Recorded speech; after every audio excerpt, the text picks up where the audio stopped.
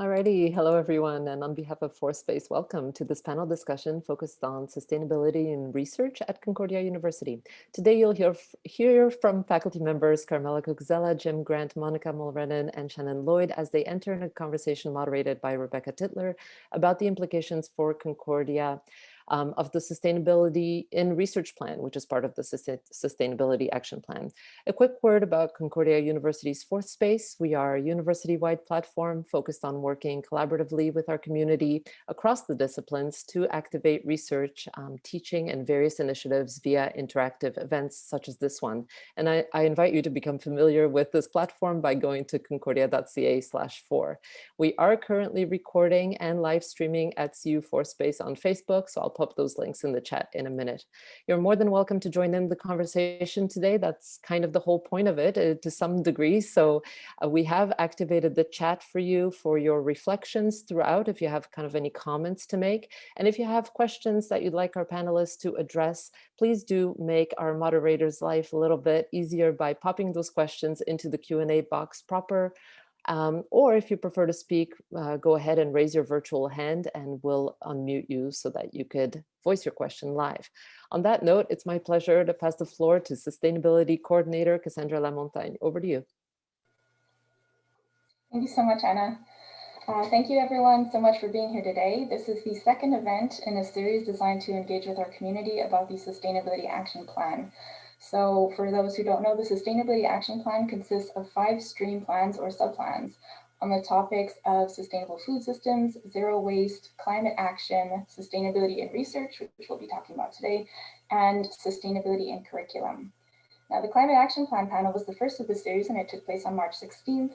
And the discussion focused on the actions Concordia is planning to reduce our greenhouse gas emissions. So the recording is available through the FourSpace YouTube channel, and I'll post the link in the chat right after this in case you're interested. The next event in our series will be focused on the Zero Waste Plan, and it will include Faisal Shanib from Zero Waste Concordia and Facilities Management, Arian Weeks from the Concordia University Center for Creative Reuse, Dr. Alice Jerry from Design and Computation Arts, and Dr. Liz Miller from Communications. So this Waste Plan panel Q&A will take place on April 21st at 10:30, and we'll be sending the link to all registrants for today's event when it becomes available. So we don't have our event ready yet, but we'll send it out to all of you who registered for today. And so now we turn to today's panel, which focuses on sustainability in the research plan. And we have Dr. Rebecca Titler here to introduce it to us and to lead our panel. Rebecca is a faculty member in the Department of Biology and Geography, as well as the Loyola College for Diversity, and she coordinates Loyola College and the Loyola Sustainability Research Center. She also coordinated the Sustainability in Research Drafting Committee. So without further ado, I'll turn it over to Rebecca so that she can introduce the panelists and start the conversation. Thank you so much, Cassandra, and Anna as well, and the whole team at the FourSpace for hosting us today. I'd like to begin with by recognizing that we are coming to you live today from Jojage, otherwise known as Montreal, and that this is unceded land, unceded traditional land of the Kanangahaga. The Jojage in the traditional language means the parting of ways or the parting of two ways, referring to the two communities, the two Kanangahaga communities that are still active in the area to this day, those being Gagnawage and Ganasatake. If you are not in Jojage today and you are elsewhere in the world, you can check out native-land.ca if you'd like to find out more about the land that you are currently on. With that, I would like to just thank everyone for coming and give a very brief introduction to the Sustainability in Research Action Plan. I can put the link to the whole plan in the chat as well. But I have nativeland.ca to put in the chat first. I will put the whole plan in the chat as soon as I get a chance. But in the meantime, I just wanted to introduce it a little bit. It's a plan that we worked on, that we had a drafting committee working on. We have members of the drafting committee here to speak to the plan today. And there are several members who are not here today. I was the coordinator of the plan, as Cassandra mentioned. The plan was chaired by David Ward, who works at the Office of Research, and the committee sorry, not the plan was chaired, but the committee was chaired. The committee was made up of representatives from each of the 4 faculties at Concordia and of our student groups as well. So Professor Jim Grant is here from the Department of Biology, Professor Monica Morainen, who was actually not part of the action plan committee, draft committee, but is working on sustainability, not only in her role as a professor in the Department of Geography, Planning and Environment, but also as the Associate VP in the Office of Research, responsible for development and outreach. We also have Carmela Cucuzella, who is Associate Professor in the Department of Design and Computation Arts, and who was a member of the drafting committee, and Professor Shannon Lloyd, who is an Assistant Professor in the Department of Management in the John Wilson School of Business here at Concordia, and was also on the draft committee. Missing from today, but in our hearts, are Ali Nazemi, who is a professor in the Department of Building, Civil and Environmental Engineering, as well as then CEO of the Sustainability Action Fund, Mark Underwood, and our representative from Sustainable Concordia at the time was Vanessa Macri as an undergraduate student, and then she was replaced by Tara McGowan Ross. On the committee, who am I missing? PK Langshaw was also on the committee. She is in the Department of Design. And Jim, am I? Pedro. Oh, and Pedro Perez Neto, of course, in the Department of Biology. So it was quite a large committee. We put in over 260 hours of work drafting the plan and going through many, many iterations. We've had our first meetings in June of 2018. We went into a public consultation process with the wider Concordia community in March of 2019. And we submitted our final draft plan to our parent committee in the summer of 2019. In the fall of 2020, with a little bit of delay because of the pandemic, the plan was released, accepted, passed by the upper administration and launched. So you can now find it on the website, and I will post that link. Our main vision for the plan was, so the main idea was for us to develop a 20-year vision and then a 5-year plan. As a start of a way to reach that vision. So our overall vision was that by 2040, Concordia would foster an institutional culture to establish the university as a recognized world leader in sustainability research with meaningful effects in society. And B, to also foster sustainable research practices. So a reference to sustainability, to research in the field of sustainability, but also to research practices in general and to their sustainability. We had 4 main targets that we outlined for the 5-year plan. One was to advance interdisciplinary research opportunities in sustainability at Concordia. The second was to increase institutional incentives and support for this work. The third was to enhance research impact in general. And the fourth was to establish and promote sustainable research practices. So this is where we're talking not just about research and sustainability, but about research at Concordia in general. And we developed 17 strategies underneath as ways of reaching these targets, as well as a progress measurement plan. Now the draft that we submitted in the summer of 2019 was then vetted and went through another series of consultations with stakeholders here at the university to assess the feasibility of the various strategies that we had proposed. So there were some changes that were made in that last year as well. So with that, I would like to open the floor up if any of our participants have any questions about the plan or about how we're going to implement it at Concordia. Please feel free to put your questions in the Q&A. I will start us off, though. I do have a series of questions prepared. So I'll maybe start with the first one, which I think is really crucial to begin any conversation about sustainability research, which is, what is sustainability research? And believe it or not, this is something that we talk about a lot.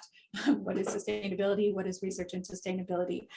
So we have our expert panelists here today, and I'd like to start us off maybe with Jim Grant, our biologist on the panel, who can tell us from his perspective what sustainability research is.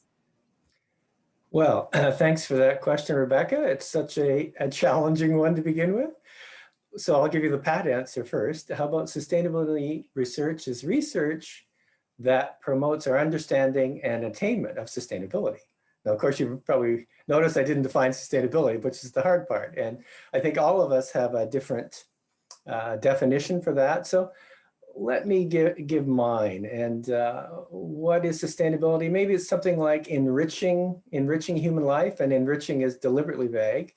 So enriching human life in an equitable way now and in the future, but within the strict ecological limits of the planet. And I think the last part is really important, especially as a biologist. So that's how I'd start. I'm sure others have can elaborate on that.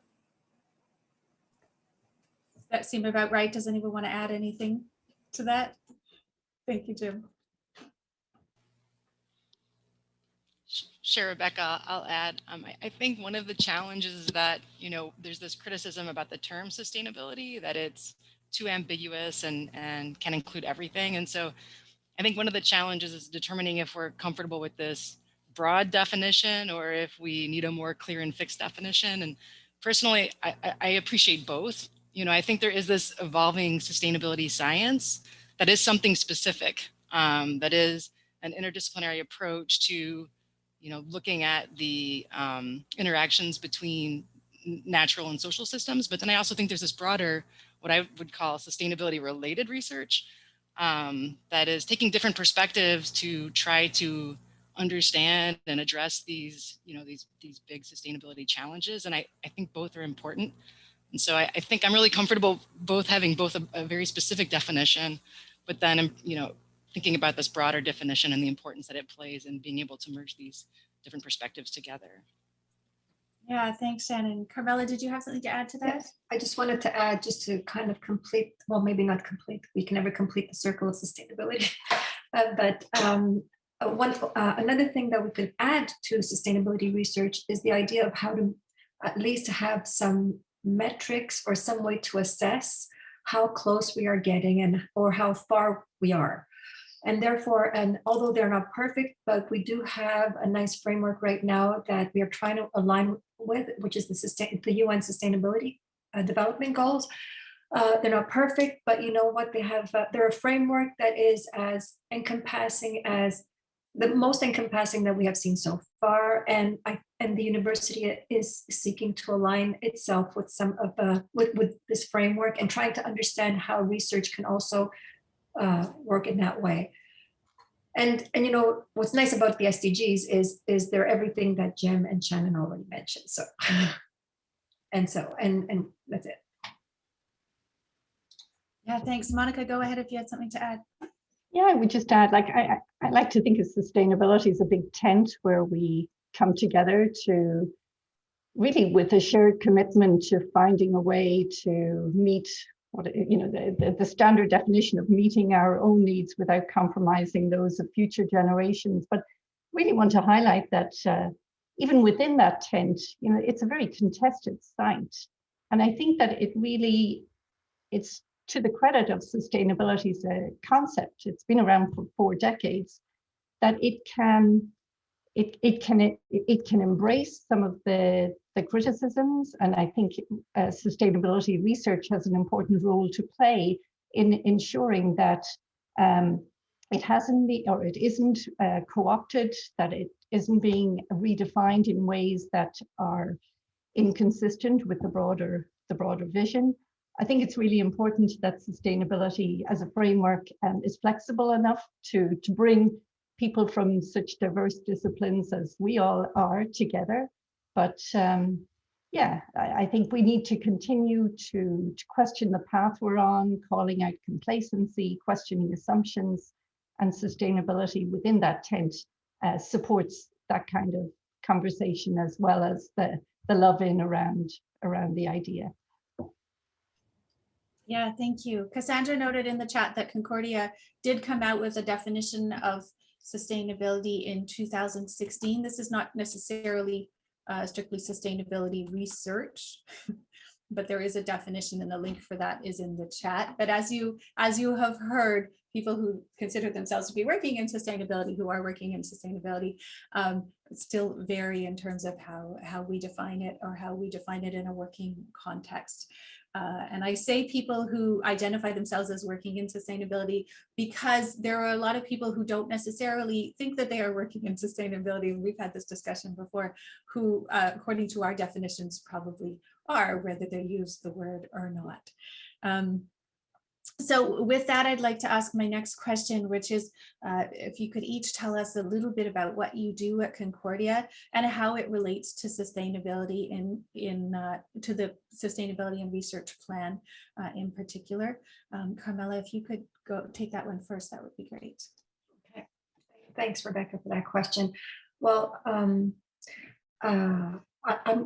there's a lot that we do at Concordia that's regarding sustainability research, particularly, well, I was awarded the University Research Chair on Integrated Design and Sustainability for the Built Environment. So I do tons of work related to trying to figure out how the design of the built environment, architecture, public spaces, infrastructure, interiors, how all of that can be considered in a broader perspective and not just kind of those perspectives that we can measure quantitatively, because there are qualities in the built environment that can be observed, but not from a quantitative perspective. And so one of the things that we try to do in my research is try to assess and find even methods to be able to assess in these qualitative mechanisms how we can get closer to sustainability, because we're also very cognizant in our lab of the fact that not everything could be measured quantitatively. And that's an important thing to consider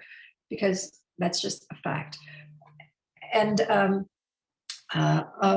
so, for example, but besides that, I just also want to say, we also just recently launched in November the Next Generation Cities Institute, of which we have a lot of the work and a lot of the research that we do here is very much related to the sustainability of the city and communities. And I just want to highlight one particular project in that, which really brings together the variety of researchers of all of the people that are involved in the Next Generation Cities, which are from the engineering, the arts and science, the design and culture, the community, and the social sciences. So we have all kinds of people, but this particular project is super interesting because it's a gaming platform that we're trying to develop that allows and that will ultimately enable the multitude of stakeholders involved in various development projects in the city to be able to ideate and create alternative futures through the gaming platform of things that they would like to see in this gaming platform, in the city through the gaming platform. What's interesting about this is that the gaming platform will also be real-time calculating different elements that are calculatable.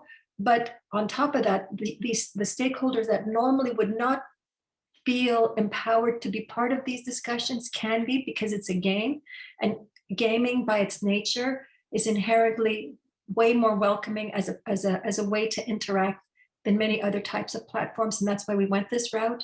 And so we started this platform. We started this platform a couple of months ago, and we're well on our way. We're finding partners in professional, in the gaming industry to help us in some areas as well. So just to say that this is the kind of work that our lab and the Cities Institute too is trying to put forth in terms of bringing the ideas of sustainability research, not only within, but taking it out also to the community. Thanks, Carmela. So that really speaks to our third main target, which was to enhance the impact of research, right, at Concordia, that project. Thanks a lot. Jim, do you want to talk about what you're doing? If I can unmute there, sure. So I study fish ecology and conservation. That's my disciplinary research. So that's ecological sustainability research. And I think that research would go on with or without the plan. But it's as a member of LSRC that I get to interact with people on the screen here and many others. And that's where I think it's that interdisciplinary nature that the plan is really going to support through financial support, greater exposure, space one day, and the conversation, as Monica said, it's the big tent, right? We want to create that tent so we can all speak to each other and enrich our own disciplinary research and bring my perspective to the work of others. And I think that's really what it's all about in the long term. And then I guess as principal of Loyola College for Diversity and Sustainability, we're an undergraduate teaching unit. So what do we have to do with the plan? Well, there's support for lots of undergraduate and graduate research, things like internships, research projects, living labs, and that's morphing over into the curriculum plan as well. But that's what I really look for as a member of the college. So really excited about the future here. Thanks. Thanks so much, Jim. Yes, I did fail to mention that Jim Grant is also the co-director of the Loyola Sustainability Research Center, the LSRC, and the principal of the college. Shannon, go ahead. Yeah, I think building on the idea of supervising graduate research, I think that's a major place where I fit in the research plan. And so as you mentioned, Rebecca, I'm a faculty member in the Managed Department of our John Molson School of Business, but I also have an affiliate membership in the Industrial Engineering Department of the Gina Cody School of Engineering. And so in terms of research, I supervise graduate students in management and strategy and supply chain management and industrial engineering. And so I think just some examples might be helpful. So for example, in the business school, I'm supervising a PhD student who is investigating why firms choose to engage in different types of sustainability initiatives and not others. And a postdoc who is trying to understand the target setting practice, for example, for science-based targets for greenhouse gas emissions, and looking to see, well, are they really aligned with global sustainability goals? So, is the process that companies use effective at supporting global goals? And then from the engineering side, I'm supervising just a couple of examples, a master's student who is developing methods for assessing the environmental impact of emerging technologies prospectively to help inform the research and development process. And then another student who's looking at the use of blockchain in methods to try to understand the sustainability of supply chains. So right now we have lots of estimates, but we don't have a lot of accurate information. And so trying to understand where it's worthwhile to invest in these more advanced technologies that can help us have more accurate information and more accurate understanding of supply chain impacts, whether it be from an environmental perspective or a human rights perspective or whatnot. And so in all cases, the students and postdoc have either supervisors or committee members or collaborators who come from another discipline. So this is something that's really critically important to me, is that I'm not the only voice they're hearing from. And so, I guess from that perspective, I think, going back to the question that you asked about my fit with the research plan, there's a big focus on collaboration and interdisciplinary research. So I'd like to think that my approach, really supports that part of the plan.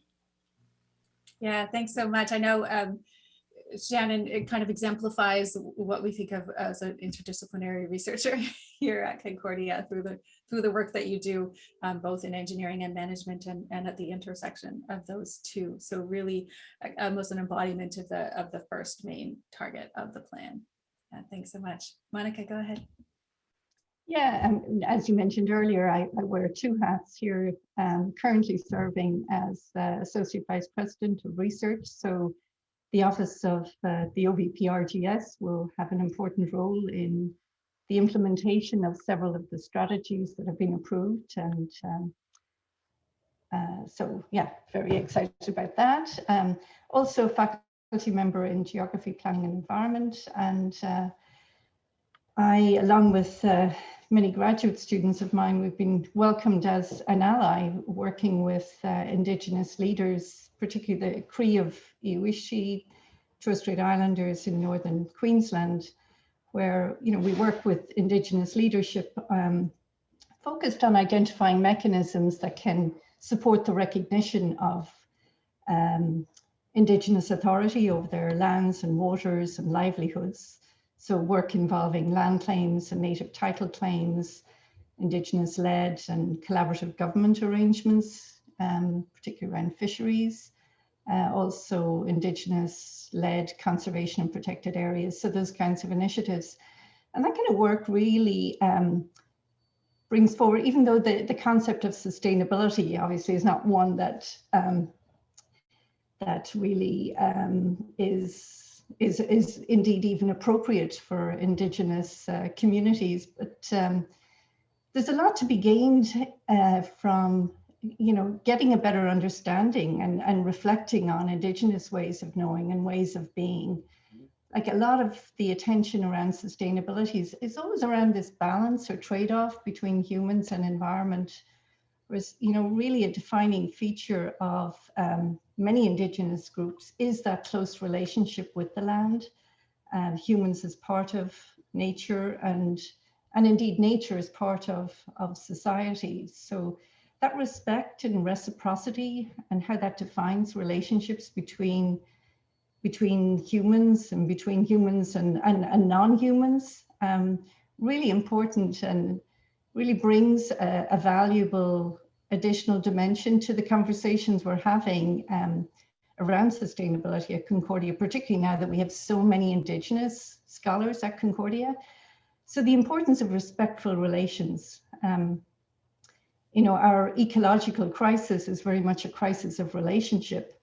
And the way forward, I think, is not just science and innovation, but really a shift also in terms of the focus to relationships that are based on stewardship, on reciprocity and respect. So this idea of relational sustainability. So I think all of that, is very much a part of the conversation we have at the Loyola's, the Center for Sustainability, sorry, for the LSRC. Yeah, an important aspect of how we define sustainability. Can I just add something, Rebecca? Because it's because Monica's comment and everybody's comment actually made me think of a lot of the work that we also do in the design and even in the fine arts in general is post-human ways of looking at the built environment. So in other words, for example, for centuries, we've been looking at the development of cities in a very anthropocentric manner. And when Monica talked about the idea of this balance between the environment and humans, and of course, the Indigenous population have a very particular, long-standing way of looking at it. But for those of us who don't benefit from that kind of knowledge, we have to relearn a lot of that.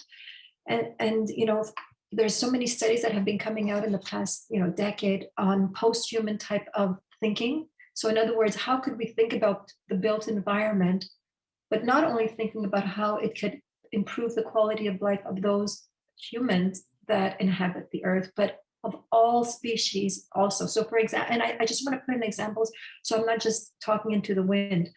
For example, when we're building infrastructures, such as autoroutes are one of those terrible places that need to be built because we have such a fast way of life that we need to build these autoroutes so that our cars can go over them so we can get to place A from place A to place B very fast. But what that does, it scars entire ecologies of passages of birds and other wildlife that have to go through those areas. So what more and more designers are thinking of ways that, yes, if we have to build an infrastructure like that, how could we still try to accommodate the other species in that design so that we are not completely destroying these ecological habitats that they inhabit? And so there's more and more of that kind of thinking, even in the design of the built environment, which is important for this, for the future of everybody. So Monica's comment made me think about that, and I thought it was really important as a way for also the way that we, as design and engineering, try to think of, the next generation cities, because I'm a key part of that thinking, So I just wanted to put that out there. Thank you, Carmela. That reminds me of the series of artwork that is in the JMSB building in the stairwells. There's a student, I believe, I can't remember her name, but who created small scale sculptures of what the world would look like if humans suddenly disappeared, and then took photos of those sculptures, and they're quite stunning, really. And anyone, when you get back onto campus, I recommend checking out the JMSB John Molson Building stairwells. But Carmela, I just wanted to ask whether in thinking about next generation cities, then we're thinking about what humans might leave behind. So I was thinking about the Autoroute example. In that case, you would want to build as many tunnels as possible, because a tunnel, when it collapses, will leave everything on top, whereas a road will be a much more permanent scar on the landscape. Are you having those kinds of conversations about like a post-human future? Well, definitely within my own team, we're having those, because in my own team, we have a very critical perspective of how the built environment is currently taking place and how we want to move it forward, not only using technologies, because we already talked about it. Technologies is a great part of the future of the next generation cities, but we cannot assume that it's the only way forward, and that we do have to rethink things in a more social, human, but also, like I said, post-human way. And so in our own group, we have students, when Shannon was explaining some of the grad students, well, we have grad students specifically focusing on those kind of questions and how could that take place? And in fact, I have a project, also a funded project, where artwork tries to critique those kind of, so there's public artwork that aims at critiquing some of these ways that humans have continued to develop. And so I have this project called the Eco-Didactic Turn in Art and Design in the Public Realm, where I study artworks across Canada primarily, because there's so many around the world, but across Canada. And I try to understand how these artworks are trying to make the visible, make the invisible very visible to the communities around, because some of these things are understood, but never really visualized in front of us. And so some of these artworks have a very nice impact, at least in visualizing and raising acute awareness of a problem like that. For example, the roadkill that happens, the killing of birds that happens in driving along the highways, the kind of scarring tissue that happens in the ecological systems. So there's many artworks that address these very particular questions and that are important at raising awareness. And I wanted to also put it out there that the idea of raising awareness is also a key part of sustainability research. And we do that well in the fine arts. Thanks, Carmela. Jim, did you have something to add? Yes, just as Carmela was chatting, I was reminded about the REM. I live in the West Island, and it's this big, ugly structure, but it's going to deliver, hopefully, some electric transport. And in the West Island, it doesn't matter so much, it goes along the 40, which is also ugly. But in the East, with this new extension, have they even talked to designers and people like Carmela about, can you ram a REM line through Eastern Montreal? And it just seems like they need to be talking to design people more, like Carmela. Yeah, thanks, Tim. I'm going to move on to talk ask a little bit about disciplinary and interdisciplinary research. So we've had some conversation around interdisciplinary research already, and it is one of the big focuses of the plan. But I know that all of you, I believe, work in a disciplinary way as well as in an interdisciplinary way. So I was wondering if you could expand on the role of both disciplinary and interdisciplinary research in sustainability work in general and in the work you do in particular. And maybe I'll start with you, Shannon, for that one. Sure, it's a good question. So I guess I'll start a little bit with my background. 2 of my degrees are in interdisciplinary fields, so enterprise systems engineering and technology policy. And so I'm trained, really to collaborate. I'm trained to work with others and to integrate different perspectives and theories and methods to inform really enterprise and policy decisions. And so, I think this perspective is critical for bringing these perspectives in. For example, I couldn't bring a post-human perspective to my work. I would definitely need to collaborate with someone. And so, again, I think this is an important perspective, and I think that it helps us to understand, the world more fully, and hopefully to develop and propose better solutions. But I think it's really critically important to think we wouldn't be solving a lot of problems if everyone was like me, because we need the fundamental basic knowledge to inform this interdisciplinary research. And so I think, for example, if we were looking at integrated assessment and trying to look at climate solutions, we need to have somebody with a climate science background, an engineering background, perhaps an economics background, behavioral science, we could just go on, and many others. And so, I think the bottom line is that we need interdisciplinary research, but if we don't have deep disciplinary research to draw on, I don't think we can have meaning interdisciplinary research. So I think to solve our biggest challenges, we need both. Yeah, really well put. Thank you, Shannon. Monica, go ahead. Yeah, I think it's important to have a disciplinary home, and then to be able to reach out and to be open to hearing other perspectives. For me, certainly having a background in geography has been hugely valuable for the kind of work I do, because working in Indigenous contexts of land stewardship, it's all about connections. So coming from a discipline where the natural and social sciences were, a very much integrated part of it, was good training. But I must say, I found, like, over the last 25 years, the increased emphasis and possibilities around team-based work, where you're working as a team and drawing on the different disciplines, I think has been hugely valuable.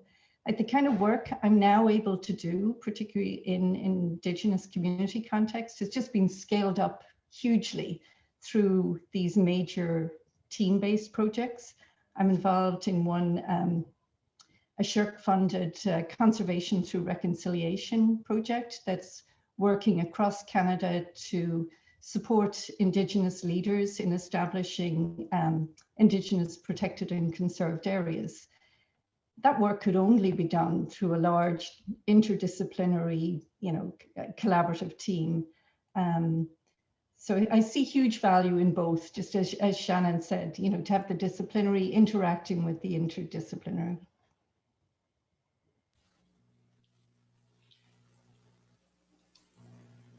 Yes, Shannon, go ahead. Yeah, I think I might just add to that a little bit. And I think that, I'm not sure that I think that some of the interdisciplinary scholars that we're training now, I'm not sure that they would think about having a disciplinary home, but maybe a core. So a handful of disciplines that they're much more knowledgeable in. And I agree. I think it's critical.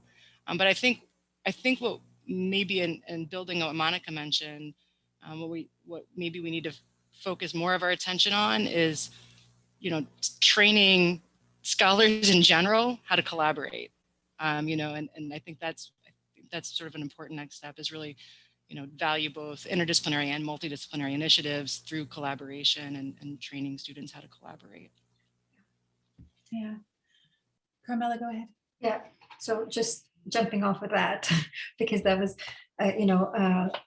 one of the things that we're doing in the Next Generation Cities is starting a summer school. It's a pilot, very, very pilot project, but it's with a lot of partners, CIROD, ETS, ULaval, Acadia, and us. And we're starting a summer school where we're trying to bring in professionals and students from all disciplines to be part of this kind of summer school that develops urban projects, but together in line with SDGs. And the reason why I'm putting this out there is because we're not only teaching in this summer school how to align with SDGs, because that would be a very kind of basic knowledge. We're actually teaching in this program exactly what you both, Shannon and Monica, have mentioned, is the idea of how do we collaborate, how do we develop a language that can be somewhat common, knowing that we all come from a disciplinary background. And sometimes we don't understand the other people, but so how do we develop that? So there's, facilitation methods that we're teaching. We're teaching people how to develop a systems way of looking at these urban projects so that all of their views can be put up on the table in a very transparent way. So there's methods there that we teach and that enable this interdisciplinary way of thinking, even though we all know it's really hard. it's really hard to, first of all, it's really hard sometimes to understand, but even if you understand, how do you bring in views that could be essentially contradictory into a project? And so those are the ways. And so it's not, the idea here is not to teach the subject matter, it's to teach the change mechanisms necessary for us to help students use those tools that are like at another level. And so so the summer school it's basically an SDG summer school. How do we align projects, development projects with SDGs? But what we're really teaching is these change management skills.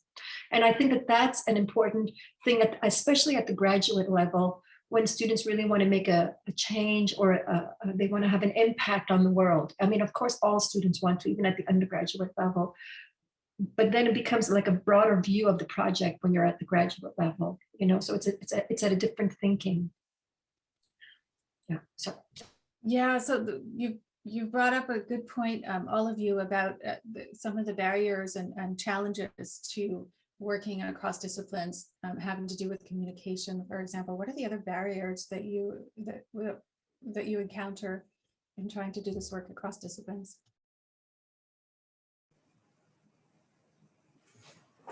Sure, I'll jump in. It is jargon. Scientists of my age, we're trained to talk to other scientists. And I think Shannon's right. Younger scientists, younger academics today are trained much more in interdisciplinary communication. So you see all our new young hires, they just naturally do it. And what interdisciplinary research and communication means, you simplify your speak. I mean, everyone's heard the scientists come on the radio and makes absolutely no sense. And so that's something you have to teach at the undergraduate level and graduate levels. And I think disciplinary research is still really important. I think of, all the issues in Canada, the lobster fishing, when the non-Indigenous fishers accuse the Indigenous fishers of over-harvesting or creating over-harvest. Well, so that's a disciplinary problem for fishery scientists first. And my colleague Eric Peterson did a quick analysis and said, there's absolutely nothing the Indigenous fisheries are doing to make that an unsustainable fishery. So that's great. We have a nice solid answer, but it's such a tiny part of the question. And so it really is a question for people like Monica, who work on Indigenous community relationships. It's about racism, et cetera. And really that's beyond my expertise. And so I have to talk. Eric Peterson would have to talk to other people to address these complex questions. And so but we're being forced to be uncomfortable, and that's what interdisciplinary research, I think, does. Yeah, are there still barriers in terms of research funding, in terms of publication possibilities, in terms of possibilities for promotion here at the university, those kinds of barriers as well, or are we getting over those? I think there definitely are. I think there are very distinct cultures within different disciplines. We see that when we collaborate in terms of expectations around publishing, for example.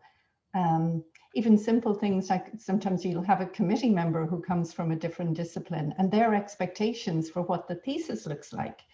Like a few years ago, I had an external who had never seen a manuscript-based thesis.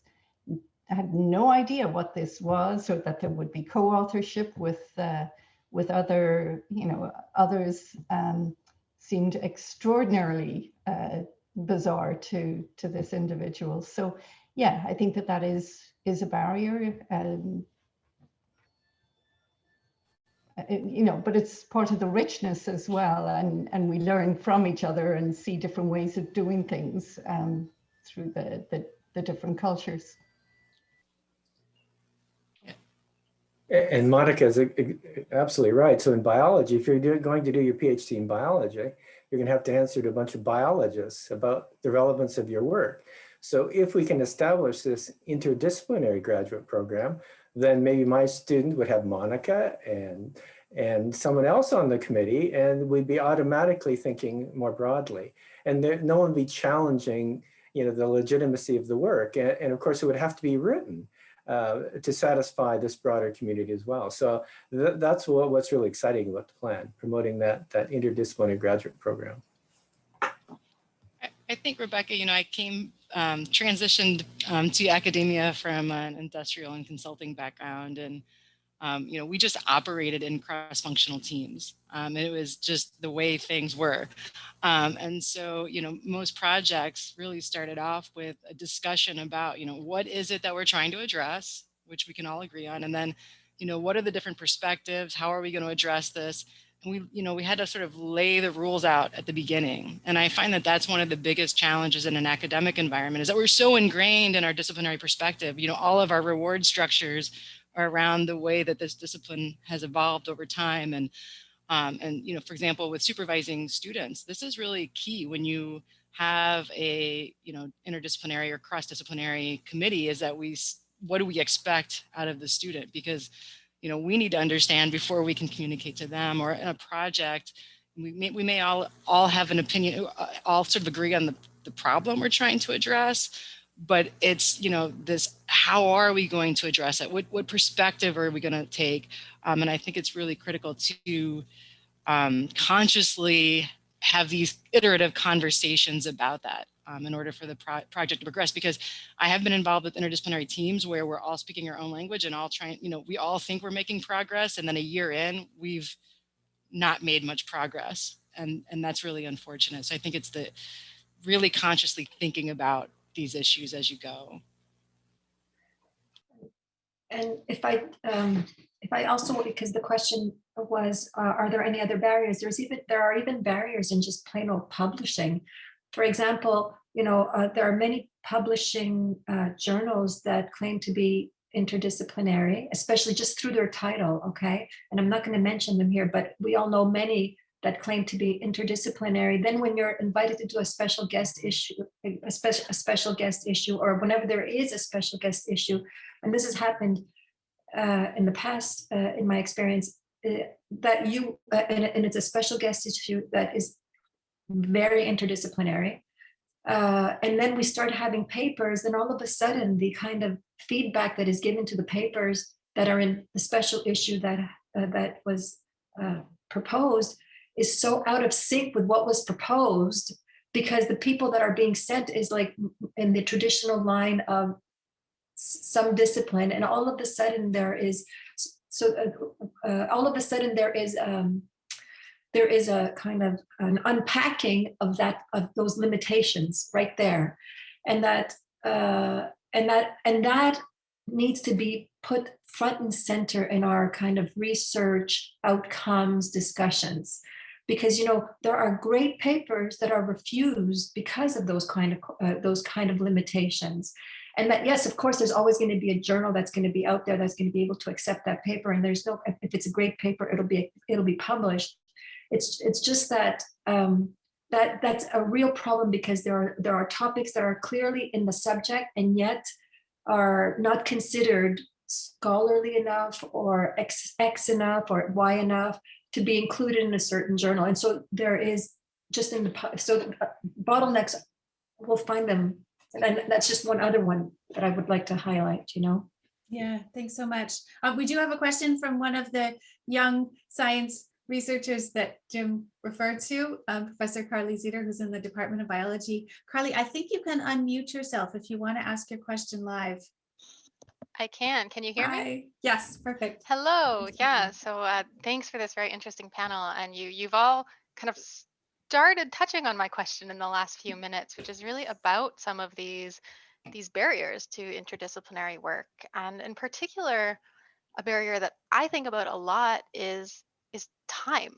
So when you are doing interdisciplinary work, it just takes more time. If you're trying to build connections with a community, you're trying to learn to speak that same kind of language as Jim was talking about with your colleagues in very different disciplines, understand that jargon, understand what a meaningful outcome is, like Shannon mentioned, to do all of this, maybe you're a year into a project and you haven't even started writing the paper yet. But the way that we tend to evaluate scientists is really based on productivity based on how much have you published, where have you published it, what have you gotten done in these very particular venues. And so how do we reconcile this, that we're, on the one hand, we want interdisciplinarity, we want young scholars to work in these interdisciplinary teams, but we also maybe have expectations that they will produce as much as they would in their home discipline. Yeah, and it's a rate of publication that matters often, right? It's how many papers you publish every year. Yeah. Does anyone want to address that question? Monica? I'm not sure I can address it. It's a great question, Carly. I think I'll add a whole other layer to it. I think when you're engaged in community-based research, and particularly working with Indigenous communities where the relationship is critical and where researchers have, where they confront a legacy of decades of extractive research and have to be super careful to really bring benefits to the community, often choosing to do something beneficial to the community for more as a priority than getting the publications in. It worries me what that means in terms of younger scholars and their ability to do that kind of work. It worries me for my own graduate students in terms of their ability to make it through the expectations that go with early career research. So I'm not sure what the answer is, only that greater recognition in terms of promotion and in terms of tenure of the challenges that go with that kind of work, and finding other metrics for assessing the impact and the value of those contributions. And I guess I didn't point out at all what I actually do, but I'm in the biology department, and I'm also I'm an urban ecology researcher, and so I'm sure Carmela will touch on this, but I see a lot of parallels in terms of working with communities in cities where you often have the same challenges as what you're describing, working with Indigenous communities, where you do have an obligation to give back to those communities in a way that is meaningful, that you're not extracting your knowledge and data from them, but you can't give that back in the form of a scientific paper, right? And so there are kind of layers of outcomes that you're having to produce. I can add a little bit about a couple of experiences that I've had that don't really answer the question. They more answer how I've adapted to deal with that situation. So in a couple of cases where I've been in projects where there are co-supervisors from different disciplines and one or more students working on it. Sometimes we've gotten into a situation where we realize we're sort of at a standstill. We don't really know how to integrate our expertise, but we know that there's interesting questions to be answered. And we both have, we've all learned a lot from each other. And sometimes what we end up doing is sort of slowing down the interdisciplinary project and identifying, a disciplinary project or two that's related and have those going on simultaneously. And I think that's one way to manage that situation. I don't know if it's an answer, but it's definitely a tactic that I've used. Yeah, we did, in drafting the plan, try to address some of these issues. That's why we suggested more support for interdisciplinary research and a framework for institutional support and more funding opportunities and a conversation about metrics of success in academia, all things that came out of conversations like this. Yeah, Jim, did you want to add something? Yeah, and it's about our collective agreement too. At some point, I think Concordia is moving quickly, maybe, at recognizing other forms of scholarship. But so, for example, Carly will get tenured in the biology department. So a bunch of biologists are going to look at her record initially, and maybe that should change. Maybe clearly an interdisciplinary researcher like Carly should have somebody from the city's institute. It should be broader than that. I think NSERC, and Carly will also answer to NSERC at some day. And NSERC, I think, moves a little more slowly than Concordia.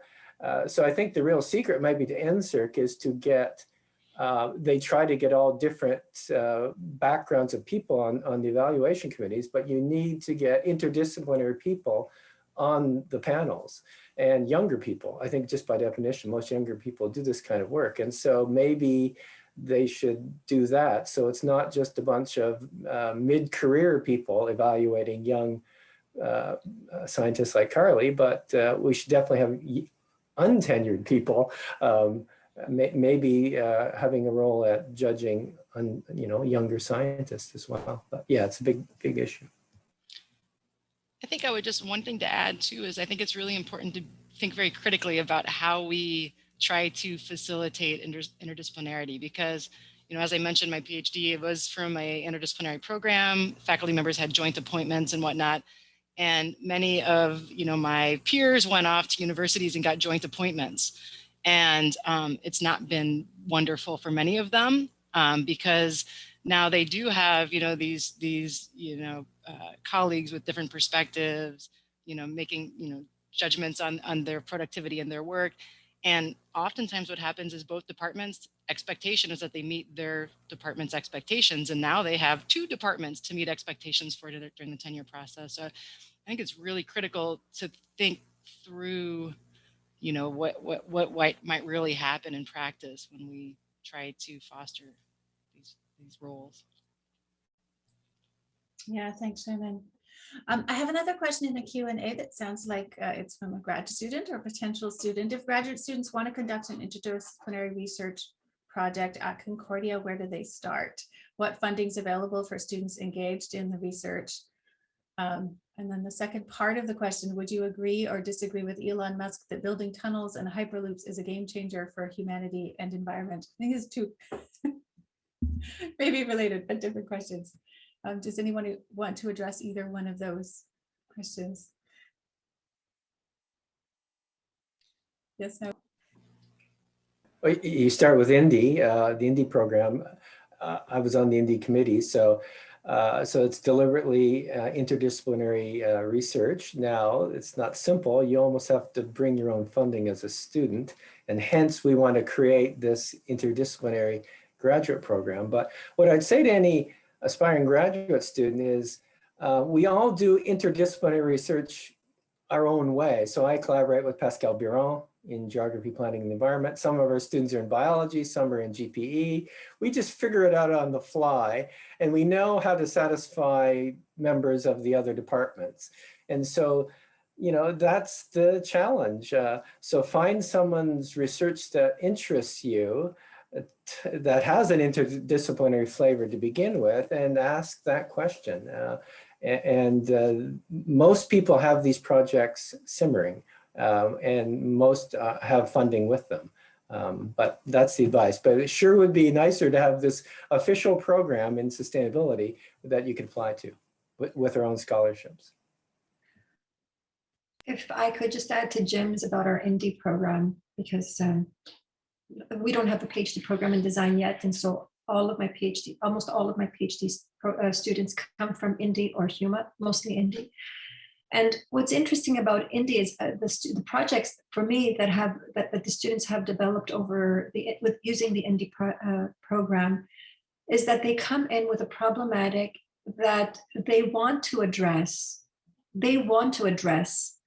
using different lenses all at once. And that is, by the way, a real challenge because how do you combine a research question in that manner? And then how do you, and where does that outcome, and what discipline is that outcome contributing to? Because, we have this kind of long-standing notion that knowledge has to sit in somewhere, it has to be embedded in some discipline, right?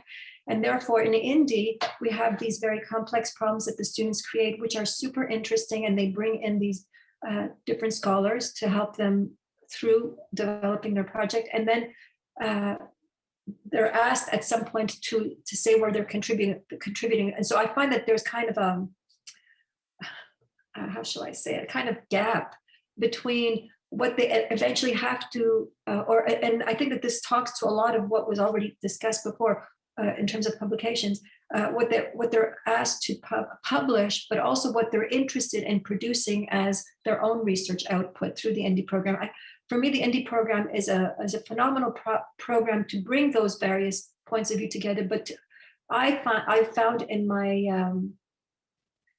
my experience with the students developing these projects that it is really important to keep asking the questions in an integrated manner for the student, because the student sometimes is working with one supervisor, then the other supervisor, then the other supervisor on the same problem, but it's not an interdisciplinary approach. It's more like a multidisciplinary approach. And that's not what we want. We want an interdisciplinary approach.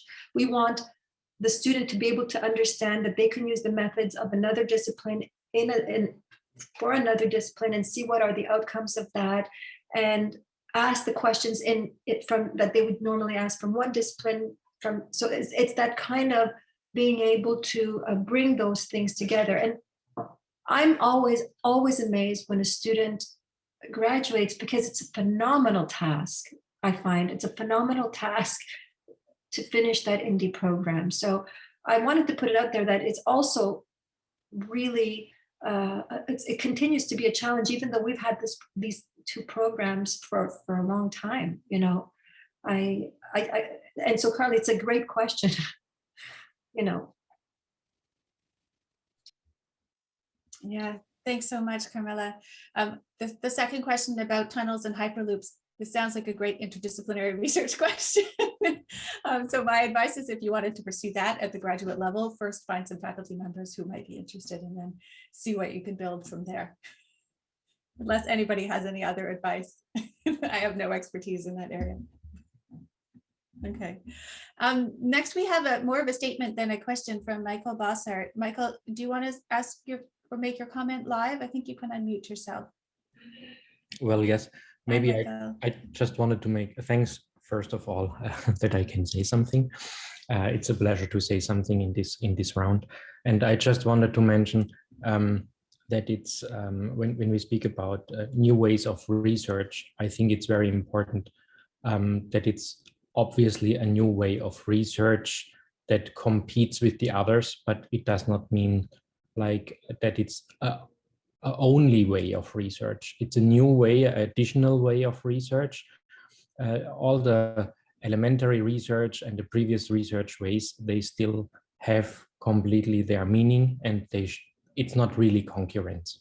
They will be needed in future, but this is a new way, a collaborative way, transdisciplinary research that needs to address the big challenges of our times. And I see as well, because we discussed about, or I heard before a discussion about journals where you can publish and so on. It's a big issue for indie students and others.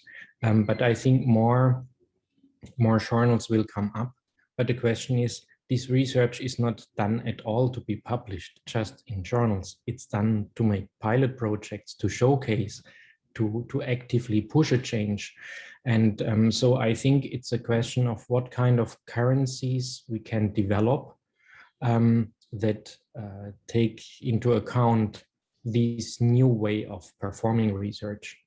And I think it can be measured in pilot projects, it can be measured in scalability and other indicators. But it's important to understand that it's about collaboration and going out of the ivory tower. Otherwise, we will not have the impact. And I think these universities at a certain moment have to make this decision if they want to have this additional tier or not. And I think it will be a rather important decision, because universities who don't identify this to be important for them, they might lose a lot of industrial partners, a lot of municipal partners, and the others who decide for it, they most probably will be very busy in future, hopefully.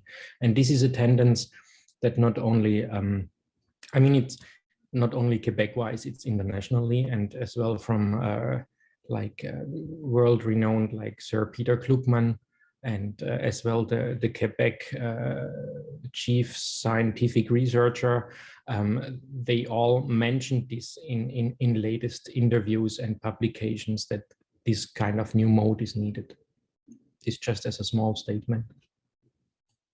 Yeah, and we do talk about that in the plan when we talk about the need to recognize or to discuss recognizing alternative metrics and things like tenure, promotions, et cetera, et cetera. What we're talking about there is, you know, looking at something other than publications in the disciplinary scientific or peer-reviewed literature.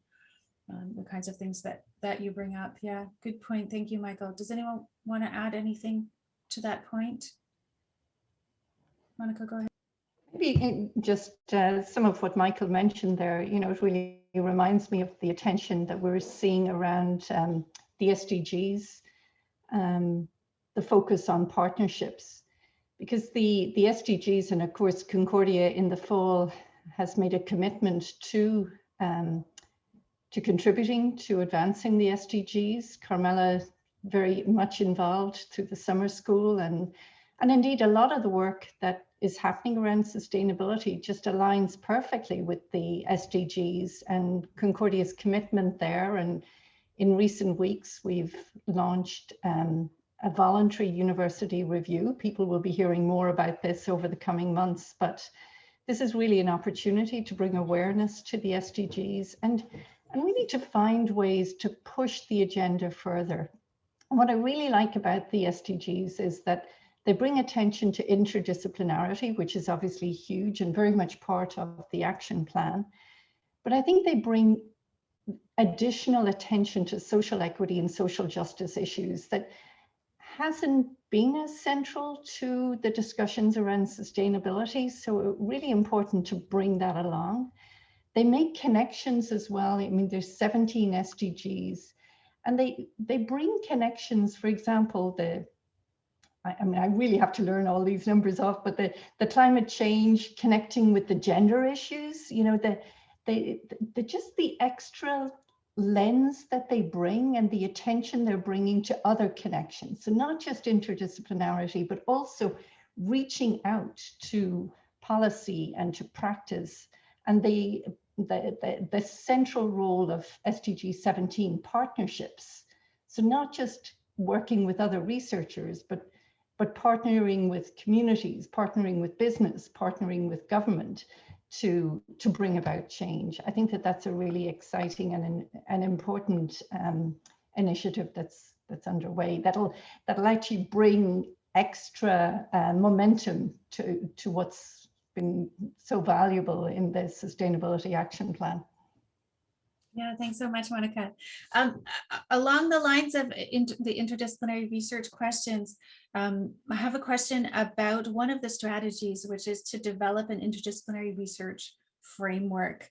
I'm wondering if Monica, you could start us off by expanding on what this means and what it could look like at Concordia.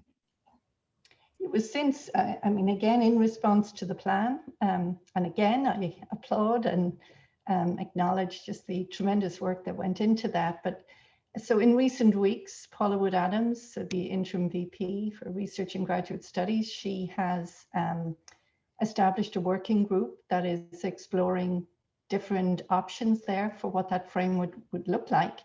And it seems very likely that it will be something modeled on the very successful Milieu or the Next Gen Cities. So a research institute that will help support, you know, just more networking, collaboration, just really harnessing the tremendous energy and concern around sustainability, but giving it some infrastructure to really help support the work it's doing. And then there's the other pieces. So the extra support around applications for grants, the internal funding, some kind of a catalog, and we have a next gen version of Explore that has recently been improved, which will, I think, be hugely helpful in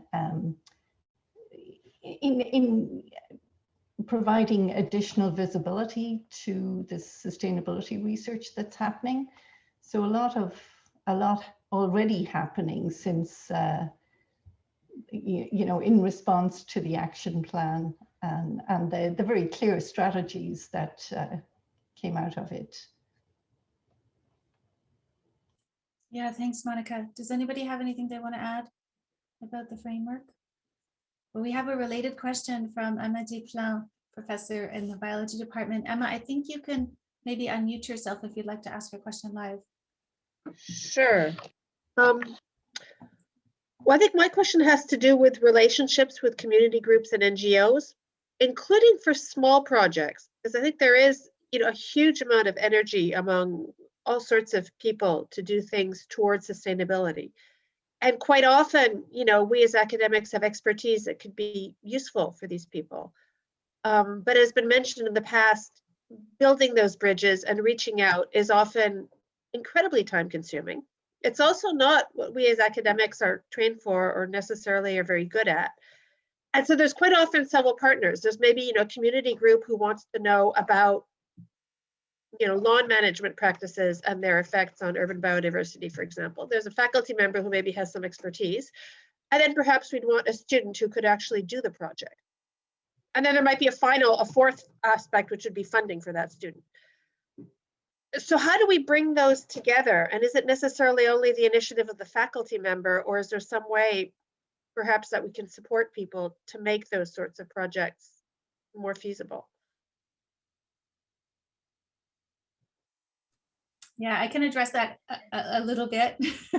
To start with, Emma, and Emma knows this, so I'm not Okay. answering your question.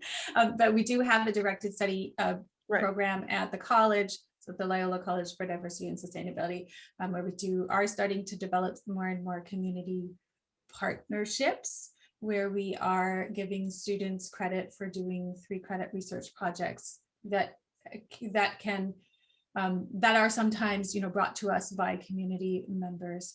So we are developing, and community groups. So we are developing more and more of those partnerships. We have an internship program as well. So if it's less of a research question and more of a kind of an internship type issue, then the college does have an internship program as well. And I believe that there are some similar internship and research project opportunities in other departments as well. But that's more for, small scale undergraduate projects rather than, something that would be a master's or a PhD. So I don't know if anybody else wants to speak to, perhaps maybe institutionalizing these kinds of relationships a little bit more. Well, it's in the plan. I remember when we were talking about outreach, and then somebody quickly said, "Oh, that's so passé. It's not about us reaching out, it's about bringing the community in." So there is this, Emma, to recognize community partnerships as eligible to apply for funding. Now, it would probably mean you would end up doing it, Emma, if you were the lead, but at least it lets you apply, at least that's the nature of the plan, to apply for seed grant funding, accelerator funding, et cetera. So, and then perhaps that would give you the funding to establish, and you said it's so time consuming to establish these relationships, but if it was a longer term project, it might give you the funding to work on establishing the team to get you started. So it's in the plan. I'm not sure how that will take effect, but that was deliberately there, not just us reaching out, but bringing the community in. And I know you've been involved, you and Rebecca and Carly have been involved in those kind of projects. But so we'll see what happens from that. But there's presumably a funding line that will follow that. Can I add to that? On the SSHRC side, I'm sure you're probably already aware that we have like 3 levels of partnership type grants and those grants are only attributed if you have those kind of community partners that you're talking about. So we have the Partnership Engage, which is a 1 year, which is really an establishment kind of grant. And there's really an opportunity there. It's not a big grant, and there's a real opportunity to be able to develop that trust that you need to develop it in that first year after you've been given that funding, and develop small projects together with your partner or partners. But then there's also the Partnership Development Grant, which is not a massive one yet, but it's big enough for you to go to the next level. And so I think SSHRC has, I mean, of course it can always be improved, but SSHRC has a nice tier structure for the partnership grants with community partners, because then they obviously have the very large partnership grant that is longer with many partners.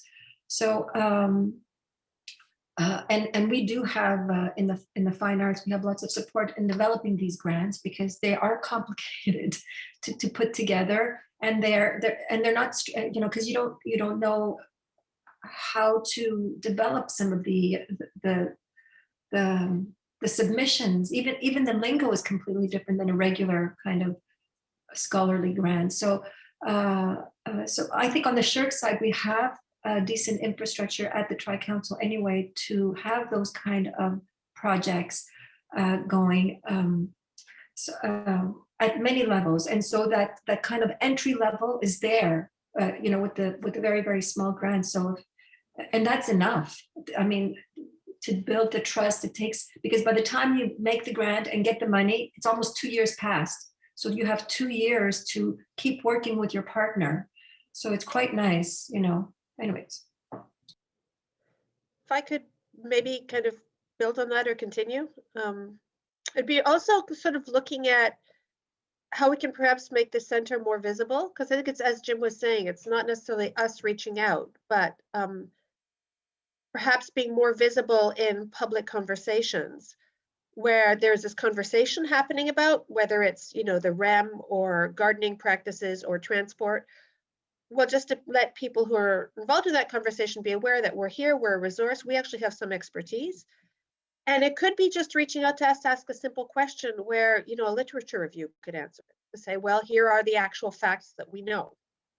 As we talk about evidence-based decision-making, how can we perhaps be more visible in providing that evidence for public conversations? Yeah, I think that's why we wrote an about outreach in the plan, and one version had a request for for somebody whose job it was to do outreach, and I don't know if that's the direction that we'll end up going in terms of a position, but there certainly was and continues to be that recognition that we need to be reaching out, developing the ways that we currently do reach out and continuing those, but also developing new models to reach out. At present, the Loyola Sustainability Research Center and the college run an annual conference. It's a Sustainability Across Disciplines conference, which is open to the public, and a seminar series that's open to the public. This year we ran our series online, so more accessible to the public. So I think there's definitely a conversation to be had about how to make those more impactful, how to bring the public into the room more, what kind of outreach would be the most effective. I'm not sure that we're there yet, but I think it's definitely something worth thinking about. Monica, do you want to add something? Yeah, I just think, as part of the VUR this year, we will have the 17 rooms exercise at some point. And I think that critical point about partnerships between communities and commitments there is a really interesting point of discussion, and hopefully one that we will have, in relation to the SDGs. But I think the 17 rooms could probably support that quite nicely. Yeah, thanks, Monica. Does that address your question a little bit, Emma? Yes, it does. Thanks. Okay. Well, I mean, it addresses it. There's no easy answer. Yeah. But the idea of hiring an outreach person would be really helpful, and I think there'd be an awful lot of work for that person. Yes. Yes. We need a team of people, not one. Yeah, well, we start with one. Yeah. Okay, well, thank you. I do have a question, speaking of the ND program and of community partners in research. We have one of our graduate students, Andrea Tremblay, who's just begun a PhD in the ND program, who has a question. And Andrea, I know you work with the community as well, so you should probably be on this panel with us, along with the rest of everybody. So I would invite you, if you want to unmute yourself and ask your question live, you can. Otherwise, I can read your question if you'd like. Thank you so much, Rebecca, and thank you everybody for this amazing discussion. So important. I was wondering, to go back a little bit on the publication as well as giving back to the communities with whom we work. I was wondering about your thoughts about research creation as a way to accompany publication, while also giving back to the community with concrete projects and programs that are then left within the community with the tools and the knowledge to manage these projects, in terms of, that will promote sustainability. Just wondering your thoughts on that. Does anybody want to address that? Carmela, you're leaning forward. Go ahead. Yeah. I just wanted to add, because that's a great question, Andre, obviously. And I guess one way, and I think it touches a little bit with what Michael had talked about before, is the idea the idea of impact. I know you may not like the term, but the idea of impact on in the community or in the city or in the reality itself. So because projects, maybe like the one that you're describing, these research creation projects, okay, the question disappeared, sorry, because I was referring to the question, but these research creation projects that you're talking about, they have a real, they make a real, I'll use the word impact for lack of a better word, on the community in which you are working with. And I think that somehow we need to have better assessment methods, not metrics, but assessment methods to be able to understand that impact that these research creation practices or the demonstration projects that Michael is talking about that don't necessarily end up always in the publication, but they end up in a real impact in the city, and there's knowledge there that was created in its own way.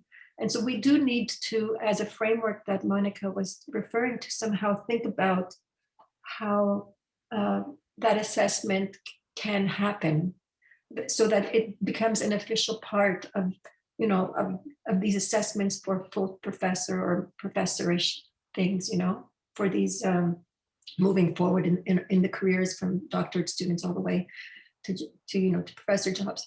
So, but I think that this conversation already is a start. Like it's a way to open that door and say, okay, let's brainstorm on different ways that this can happen, that is meaningful and long lasting and sustainable in terms of in other words, a consistent way forward for us to be able to see these projects in the richness that they bring to the community, so. Yeah, thanks so much, Camilla. Andrea, does that address your question a little bit? Yeah, thank you so much for that. I agree specifically about the assessment method, because there's a lot of work, a lot of concrete, tangible and impactful work that can go into these projects, but they're very then it's difficult to assess that because we don't have in place the barème, the criteria to evaluate that. Thank you so much.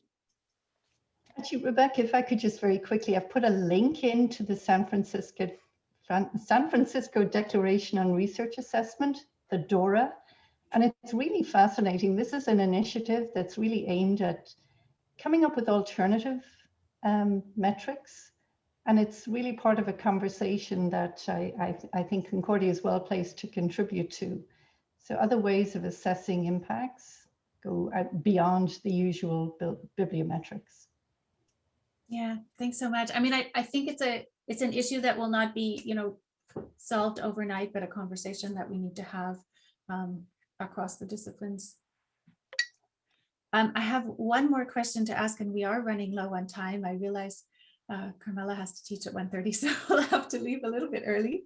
But you don't have to contribute to the last question, or you can get your first word in, so that then you can go if you need to. So my last question, the last question on my list is one of the main themes of the plan talks about enriching local, Canadian, and international communities. And we've talked about that to some extent. What emerging or ongoing projects are happening at Concordia in line with this theme? Carmela, as promised, you have the floor first if you wish.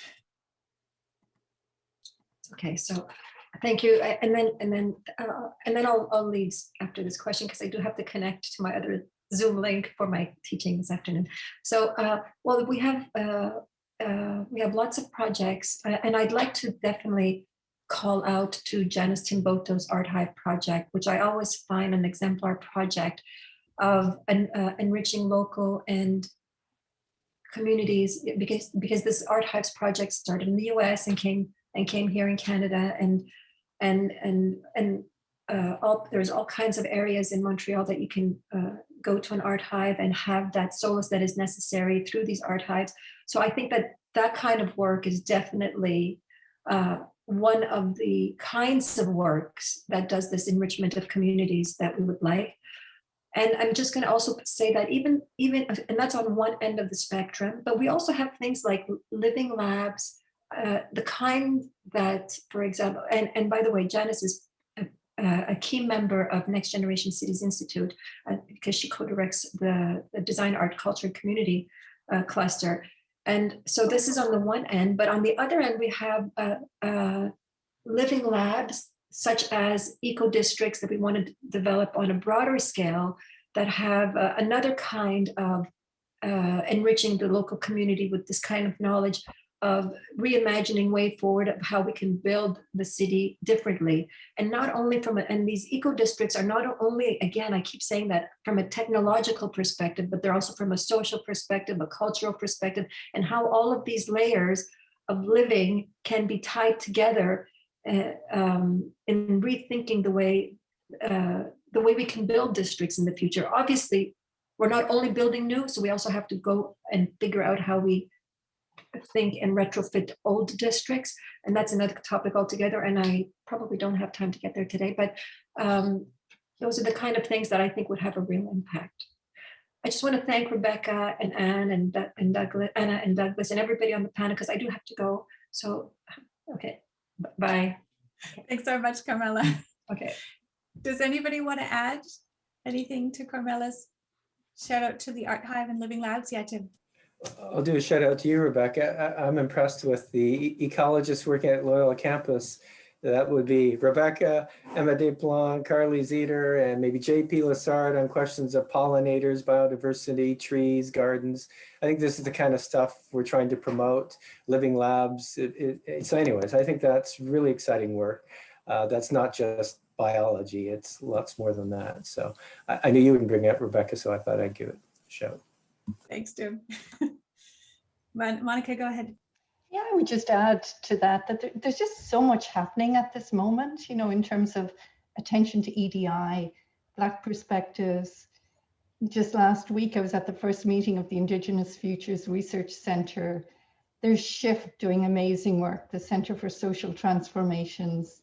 There's just so much happening, and as well as tough a time as so many people have had with the pandemic, there's also this huge opportunity that's presenting itself to build back better and to really, you know, it is a moment, it seems to me, that where things are aligning, and Concordia is really well placed to be a huge part of what's happening there. So yeah, lots happening at Concordia around this theme, I would say. Agreed. Thank you, Monica. Shannon, do you have anything you'd like to add? Not really. I mean, I think I would agree with Monica. I routinely learn of, you know, new things that are going on that are engaging with, you know, different communities at different levels, and it's pretty exciting. And so, I mean, I think we have, you know, this foundation of that culture of engaging, and I think it's just a matter of figuring out how to make it more available to more people and to think about broader issues and include, you know, issues of equity and other aspects into these diverse things that we have going on. So I agree. I think it's a pretty exciting time, and I look forward to learning about more things that are going on at the university. Yeah, and on that theme of building back better, I have a question from Emma. I'm just going to read this out because we are running low on time, but this is a conversation that Emma and Carly and I had last week, and that I feel like we've been having in more and more circles lately, but one that we should maybe address on a larger scale, which is about research and travel. So another question that Emma has on a different theme: making research more sustainable in a post-COVID climate emergency world. Many of us have committed to flying less. How can we maintain meaningful interactions and exchanges with distance colleagues and with scholarly societies without so much travel?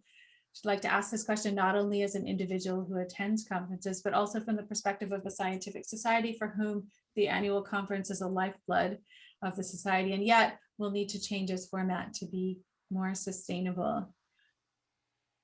I don't know if this is a question that we can answer right out, but it's definitely one of the things that we should be thinking about moving forward, and that I know we are thinking about moving forward, and it does fit perfectly with our plan to provide advice on how or make research at Concordia more sustainable in general.